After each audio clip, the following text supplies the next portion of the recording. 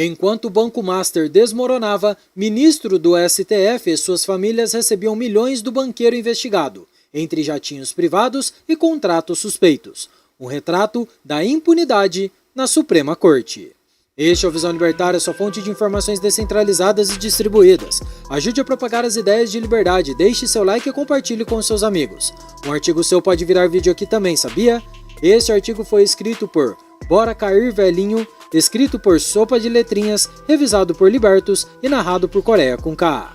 A Gazeta do Povo não poupou palavras. As relações entre ministros do Supremo Tribunal Federal e o Banco Master são indecentes. E a imprensa nacional, de O Globo à Folha de São Paulo, tem exposto nos últimos dias uma teia de conexões que, mesmo aos olhos mais generosos, dificilmente pode ser classificada como outra coisa senão promiscuidade institucionalizada. Enquanto o Banco Master desmoronava sob suspeitas de fraude bilionária, na qual a Polícia Federal investiga um rombo de 12 bilhões de reais envolvendo títulos falsos, seu dono, Daniel Vorcaro, mantinha relações de negócios diretas com as famílias de pelo menos 2 ministros do STF. Não são relações distantes ou ocasionais, são contratos milionários, viagens em jatinhos particulares e sigilos convenientes aplicados no momento certo. O caso mais escandaloso envolve Alexandre de Moraes. O escritório de advocacia de sua esposa, Viviane Barsi de Moraes, assinou um contrato com o Banco Master que totalizava 129 milhões de reais ao longo de 3 anos, com pagamentos mensais de 3,6 milhões de reais. O documento foi encontrado pela Polícia Federal no celular de Daniel Vorcaro durante a Operação Compliance Zero. Segundo as investigações, o contrato previa que o escritório representasse o banco onde fosse necessário. Uma cláusula genérica que não especificava processos, ações ou serviços concretos. Em outras palavras, era uma carta em branco. Para contextualizar o absurdo, 3,6 milhões de reais por mês é mais do que a maioria dos escritórios de advocacia de ponta cobra de seus maiores clientes corporativos em um ano inteiro. Não estamos falando de uma multinacional do petróleo ou uma gigante de tecnologia. Estamos falando de um banco médio, investigado por fraudes, que pagava esse valor a um escritório cuja única peculiaridade notável é ter como sócia a esposa de um ministro do STF. E o mais revelador, em consulta ao sistema do STF, não foram identificados processos dos quais Viviane Barsi defendesse o Banco Master. Ou seja, ela receberia milhões por mês para, aparentemente, fazer nada. Nada, exceto ser a esposa de Alexandre de Moraes. Mensagens internas apreendidas pela PF mostram que os pagamentos ao escritório de Viviane eram tratados como prioridade absoluta dentro do banco, e Vorcaro orientava que os repasses não podiam deixar de ser feitos em hipótese alguma. Mesmo com o banco à beira do colapso financeiro, mesmo com credores batendo a porta, os 3,6 milhões de reais para a família de Moraes eram inegociáveis. Porque a resposta parece óbvia para qualquer pessoa com 2 neurônios funcionando. Não se paga quase 130 milhões de reais por serviços jurídicos. Paga-se por influência, por acesso, por proteção. A defesa padrão nesses casos é sempre a mesma. Não há provas de irregularidades. O contrato é legal. A advogada é competente. Pode até ser que o contrato seja formalmente legal. Afinal, quem determina o que é legal no Brasil é o próprio STF. Mas a legalidade e moralidade não são sinônimos. Um juiz cujo cônjuge recebe dezenas de milhões de uma empresa investigada não deveria sequer precisar ser lembrado de que isso representa conflito de interesses gritante. Mas no Brasil do Supremo blindado, o óbvio precisa ser dito e repetido, porque a vergonha deixou de ser um freio comportamental. Se o caso Moraes já seria suficiente para justificar uma CPI, o caso Dias Toffoli é a cereja do bolo.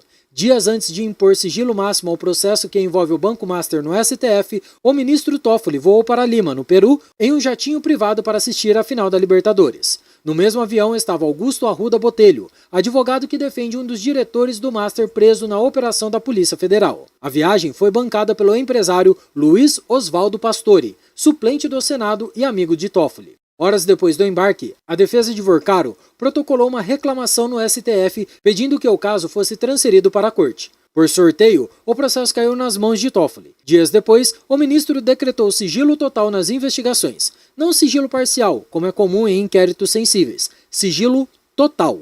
Não é possível visualizar informações como iniciais do autor, nomes completos dos advogados ou qualquer movimentação processual, incluindo novas petições e decisões. Apenas os advogados das partes e o gabinete de Toffoli podem acessar o processo.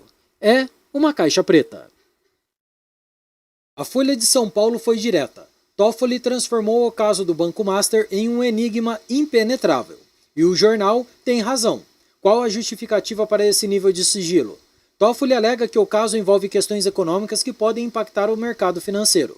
Mas essa desculpa não se sustenta. O Banco Master já está liquidado. As fraudes já são públicas. A prisão de Vorcaro foi noticiada em todo o país. O que resta esconder senão as relações promíscuas entre o banqueiro e figuras do poder. E as coincidências não param por aí. Roberta Maria Rangel, esposa de Toffoli, integrou a sociedade do escritório Ward Advogados em 2021, sendo que hoje Walfrido Ward é um dos defensores de Daniel Vorcaro. Ou seja, a esposa de Toffoli foi sócia do advogado que hoje defende o dono do Banco Master. Toffoli viajou com outro advogado do caso, e Toffoli é o relator do processo sob sigilo total. Se isso não é conflito de interesses, então o conceito simplesmente não existe. O mais impressionante não é a existência dessas relações. O Brasil já está acostumado com a promiscuidade entre o poder político e o poder econômico. O mais impressionante é a total ausência de pudor. Ministros viajam em jatinhos de empresários investigados, suas esposas firmam contratos milionários com bancos fraudulentos e nada acontece. Ninguém é investigado, ninguém é afastado, ninguém presta contas. A Transparência Internacional Brasil resumiu bem. O sistema de justiça brasileiro está virando um grande Gilmar Palusa. A referência é ao ministro Gilmar Mendes, notório por suas relações com escritórios de advocacia e empresários, mas o termo pode ser aplicado também a toda a corte. O STF virou um clube onde ministros e suas famílias enriquecem às custas de suas posições, enquanto o cidadão comum que atrasa um imposto é tratado como criminoso. O Banco Central demorou anos para liquidar o Master, apesar de sinais claros de irregularidades desde 2022. Por quê? Porque Vorcaro tinha conexões. Ele patrocinava eventos de ministros do STF no exterior. Ele também contratava ex-ministros como consultores. Afinal, Ricardo Lewandowski, hoje ministro da Justiça, trabalhou para o Master após se aposentar do STF. O aparelho celular de Vorcaro, apreendido pela Polícia Federal, é visto como uma bomba de fragmentação, capaz de expor relações políticas e trocas de favores que atravessam governo, centrão e oposição. Investigadores já identificaram diálogos com governadores, deputados, senadores, ministros de Estado e membros do Judiciário. O conteúdo integral ainda não foi revelado, mas a expectativa é de que o celular de Vorcaro seja um verdadeiro mapa da corrupção brasileira. E não por acaso. O processo agora está sob sigilo total no gabinete de Toffoli, longe dos olhos do público e da imprensa. Sob uma perspectiva libertária, o caso do Banco Master é um exemplo perfeito de por que o monopólio estatal da justiça é uma aberração. Quando juízes são funcionários públicos vitalícios, sem concorrência, sem fiscalização efetiva e sem risco de perder seus cargos, o resultado inevitável é o abuso. O poder sem consequências corrompe sempre, e o STF é a prova mais cristalina disso. Em um sistema de justiça privada competitivo, nenhum tribunal poderia se dar ao luxo de ter juízes cujas famílias recebem dezenas de milhões de empresas que têm processos pendentes. Qualquer indício de conflito de interesses seria suficiente para destruir a reputação da instituição e levá-la à falência. Mas no Brasil, onde a justiça é monopólio do Estado, o STF não precisa de reputação. Precisa apenas de poder, e ele tem de sobra. A solução não está em criar mais regras ou códigos de conduta, como alguns ingenuinamente propõem. Códigos de conduta só funcionam quando há incentivos para segui-los, e os ministros do STF não têm nenhum incentivo. Eles não podem ser demitidos, não podem ser processados, não precisam prestar contas a ninguém. Podem viajar em jatinhos de investigados, podem ter famílias que enriquecem, com contratos suspeitos, podem decretar sigilos convenientes. E nada acontece. A única solução real é a descentralização radical do poder judicial. Enquanto houver um tribunal com poder de última palavra, blindado de fiscalização e imune a consequências, haverá abuso. O Estado não precisa de reforma, precisa de demolição. E o STF é o exemplo mais claro de porquê. O mais deprimente de tudo é o silêncio da classe política. Onde está o Congresso Nacional? Onde estão os senadores que deveriam estar pedindo explicações? Onde está a CPI? O senador Eduardo Girão mencionou que a CPI do Banco Master está há 2 meses no Senado sem sequer ser numerada.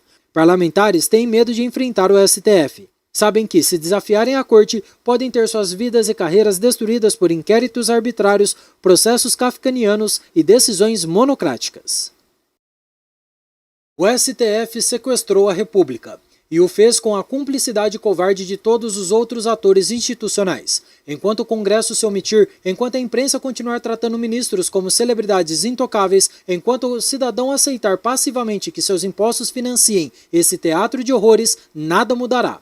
O caso do Banco Master não é uma aberração, é um retrato fiel do sistema. É o Brasil profundo, onde a lei existe para proteger os poderosos e oprimir os fracos, onde a justiça é mercadoria vendida ao melhor lance, onde os ministros se vendem por contratos milionários e depois têm a audácia de se apresentarem como guardiões da democracia. A Gazeta do Povo chamou essas relações de indecentes, mas indecência é eufemismo. O termo correto é corrupção, e enquanto o STF puder julgar em causa própria, enquanto puder blindar seus próprios escândalos com sigilos e canetadas, o Brasil continuará sendo refém de uma elite togada que transformou a Corte Suprema em um balcão de negócios. O Master quebrou, mas a lição permanece. No Brasil, quem tem conexões no STF não precisa ter dinheiro no banco, basta ter influência na toga. Obrigado pela audiência, esse é um canal colaborativo, participe você também. Cadastre-se agora mesmo no site visãolibertaria.com e envie seus artigos por lá. Os colaboradores recebem recompensas em Bitcoin. Inscreva-se no canal e clique no botão da campainha para ser avisado de novos vídeos. Até a próxima, fiquem com Deus. Tchau, obrigado.